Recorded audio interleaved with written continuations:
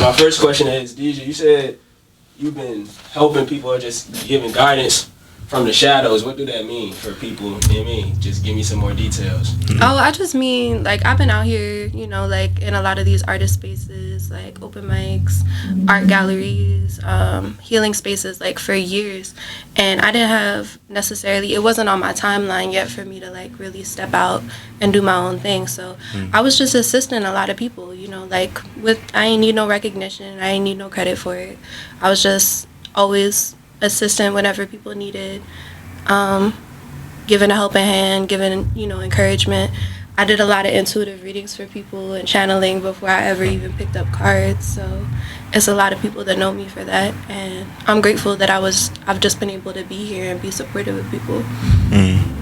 Sheen, my man, like you one of my favorite representatives. You know what I mean, you be really representing the things that I align with too. So like, how do you feel when I say what you be representing in terms of what is your purpose? I guess would be something that everyone else can understand. Right? Yeah, I feel like my purpose is really unity. Like in everything that I do, I just been finding new versions of myself, and what I mean by that is expanding in my creativity. So like I said earlier, when I said I believe there's nothing that we cannot do, nothing we cannot be, nothing we cannot have, is because I had to affirm myself to get out of the self-limiting beliefs, the intrusive thoughts, and like the projections of other people's presumptions of myself. So once I broke out of that, I was able to just expand. So I feel like we're all capable of doing that, and our unity is the connecting factor for me with all of the creativity that I do. Dija mentioned like recognition. Like she mentioned the word recognition in her explanation. Have you seen like the work that she does and how like that connects with that word? Because that's just something that stuck out to me. Like, can you explain that word recognition for me from the perspective of her work that you be seeing? Yo, recognition to me, I guess my agreement of recognition would be able to see and realize that someone's work has been helping everyone in their own way. Like I think like there's power in numbers. Like I feel like each person is like at least 100 people, and that's why I think the expanding healing factor is really important, because when we expand and heal on ourselves, we expand that healing with everyone around us, like in our circle. So I think like I just seen Dija really like do that within like not only intuitive readings, but just like when you communicate like all the time, like regardless of whatever you feel, like you know that it's a message with your intention of healing and helping someone. So I really think that's really important. And I've seen like a lot of people just be like, yo, Dija just got this energy that's just like helping me, and like the reading, you know, tends to help them release a lot of emotions that they suppress. So I really have seen that within like the work that you do. So I'm grateful, and also I had to release some stuff myself. So that's a big fact. I can even attest to Dija just hollering at me and seeing me. You even reach out to me and acknowledge exactly what you said. It's like I know where I be at, and I can see you from where I'm at. So can you talk a little bit more about that intuition that you be tapping into with where you do your work at, and like just as much as you like to reveal, you a magical person, so I know how that goes. I'm really just I'm here on a mission. I'm here representing source energy, and in that you know, I feel like we all been through things, and I've overcome a lot of things in my life, and in overcoming those things, I've been able to more and more and more recognize others.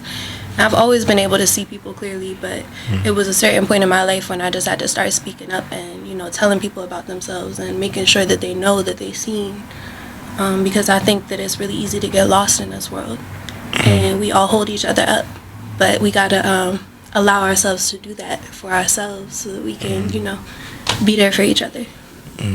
And that's even if we don't have the ability to like fully realize like the self-love and self-care that we still working on.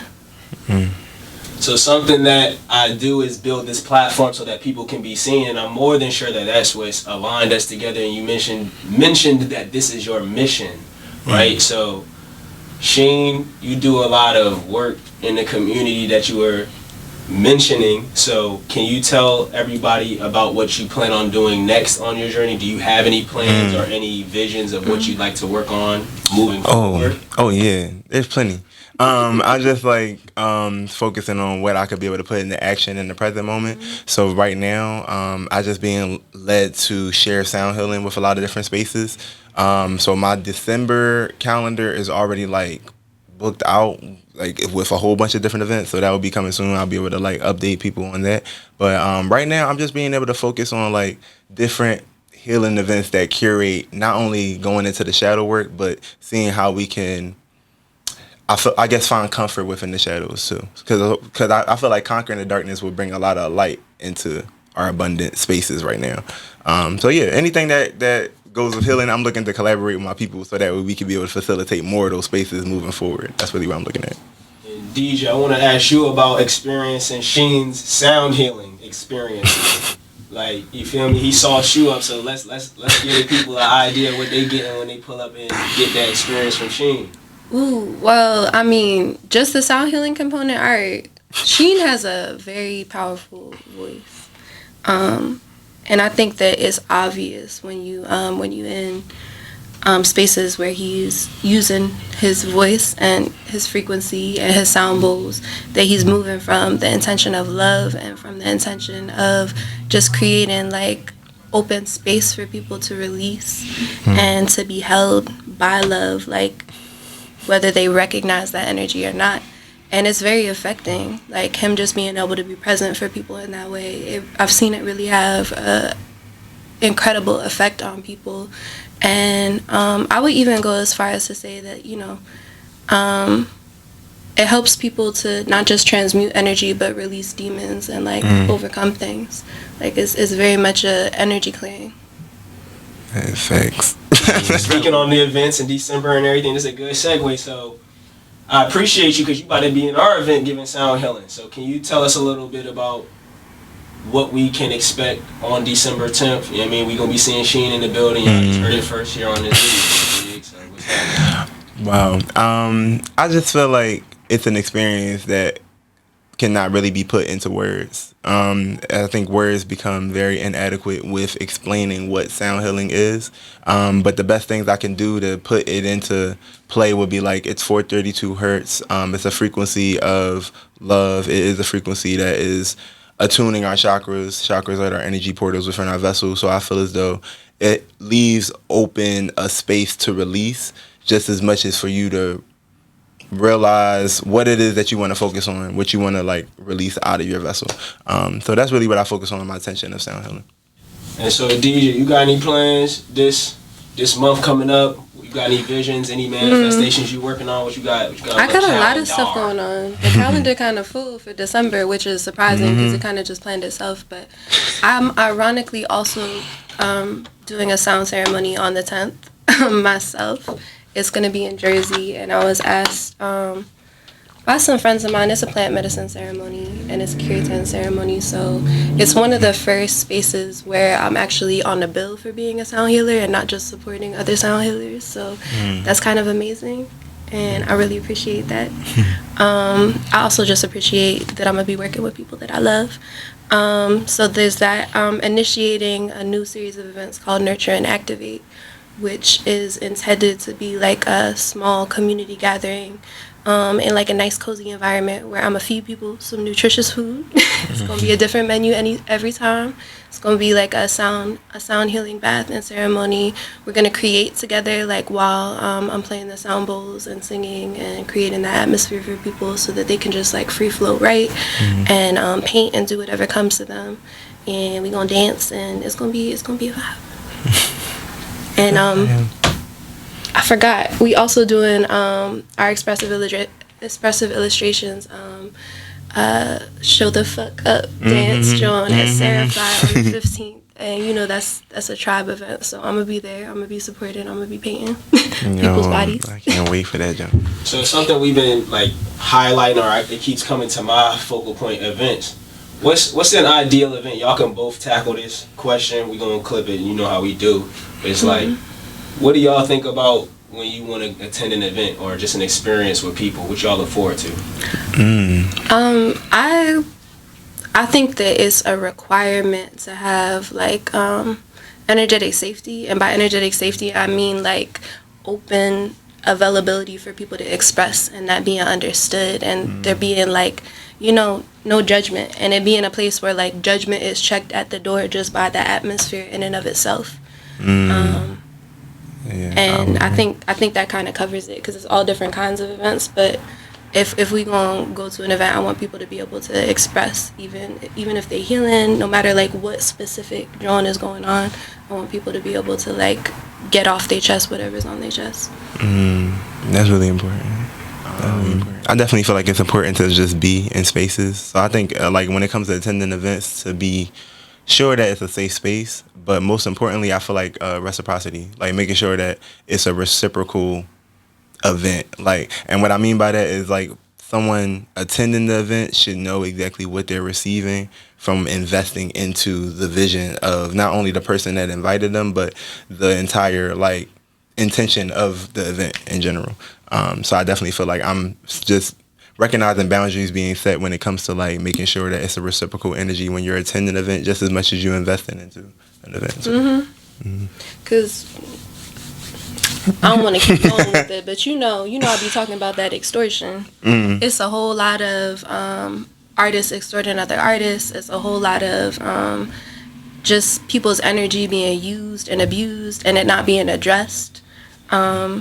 And it's kind of, unfortunately, a culture in Philly of that going on.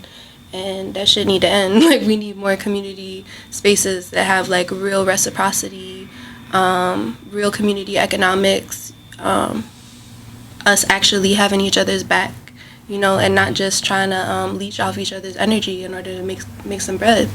You know what I mean? That's why I invited y'all to be a part of what I'm doing. Because y'all, like I said, y'all representatives. Y'all represent things, and this is a New Person News exclusive kind of thing. I don't really want to provide a voice to people, like you said, that aren't in alignment with building communities and freeing other people's spirits and existences. I like what you said about not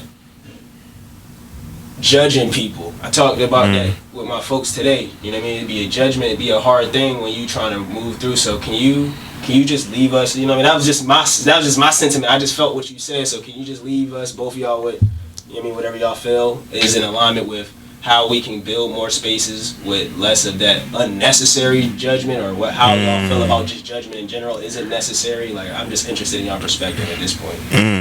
I feel like judgment is for personal examination. Okay. And whenever it's used outside of you, you're not focusing on yourself. Not enough. And I think that anything, like the truth, like we need to be like leaning more into the truth, because the more that we're able to speak the truth, the more that we're in alignment for ourselves. So if you talking about somebody or you feeling some type of way about somebody and you can't say it to their fucking face, you fucking your own brain up. That's how I feel. Yeah. Honestly, I just feel like judgment is just it's a projection. Most of the time, it's just a projection of someone else's insecurity or something that's going on that's not being communicated, honestly. So what I've realized is that a lot of things and a lot of like solutions can be brought to the forefront when you have genuine communication, when you communicate effectively from your heart space. So I think most of the time, to relieve judgment, you just have an open space to be vulnerable or to be transparent. A lot of people don't want to be transparent in their life because they think that somebody can hold something above them. But in reality, if you face that and you heal that within yourself, then nobody can take your power. No one has power over you. It's just you versus you. You're not competing against anyone. Not to overly plug what we do, but something I've noticed about your spaces, my spaces, expressive illustration spaces, is it's a no judgment zone. Like, it's kind of, that's why everybody feel the way they feel in these spaces, because we lead in with love and we lead in with truth, and we expect it of those who show up, and we provoke it in those who show up, and we, you know, we not settling for anything less. And that doesn't mean we pushing anybody out of their comfort zone unnecessarily. It's just, it is what it is. The energy provokes it from you. Speak your truth. Let's go through some art therapy and theory, right? Let's go through that, right? Tell me a little bit about your pieces, and if you don't mind, right? Boom, I'm gonna move back. I was gonna tell you to raise them up, but I'll do it. There you go. Okay. You got the full screen, my G. Okay. Well, these are my children. These are my newest children I just created. I just feel like this piece is just to resemble divine renewal. When I think of pink, I just think about rebirth. I think about renewal. I think about resurrection. So in his space, I just feel as though that when we're going inside of our inner universe, that's when we can be able to align with each affirmation that goes with a chakra. So each energy is I am, I feel, I can, I love, I speak, I see, and I know. And I feel like that's all the energies that we were speaking about earlier, part of our mission. It's just like affirming yourself throughout everything that you're capable of doing. And this piece, it speaks for itself. I don't even know what else to say because honestly, I take myself on a journey when I'm releasing energy that does not serve me and I'm making it into something that I'm experiencing on another world or another realm. So right now, I just feel like this is just some story of me, like, being in a multi-dimensional universe. I've been unifying with my soul kin a lot, which been making me reflect off of genuine value and people that I love in a different space I never thought I could ever be able to love. So I just think this is just abiding by me, loving myself, and also existing by the sun, loving by the moon, and knowing who I am. Yeah. King.